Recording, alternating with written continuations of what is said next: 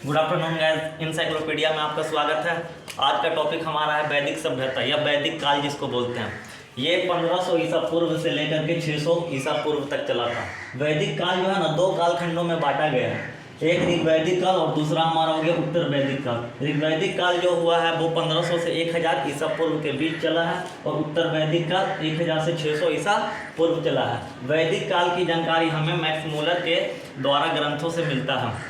Max Muller ने ही सर्वप्रथम बताया था कि वैदिक काल को विकसित करने में सबसे महत्वपूर्ण योगदान आर्य लोगों का था। आर्य लोग जो थे सप्त सैंधव प्रदेश से आकर के बसे थे। वैदिक काल को लेकर अलग अलग विद्वानों ने अलग अलग प्रकार के मत दिए हैं। इनमें सबसे सर्वाधिक मान्य मत आपका मैक्स मूलर का मान्य है। मैक्स मूलर के अनुसार आर्य लोग जो थे ये मध्य एशिया के निवासी थे। कहाँ के निवासी थे? मध्य एशिया के निवासी थे।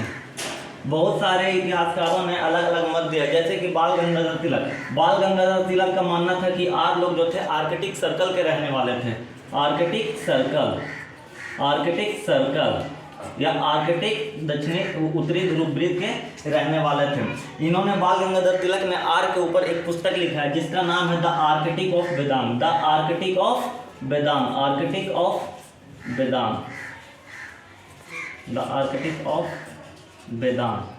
वेदांत पुस्तक का रचना किए थे।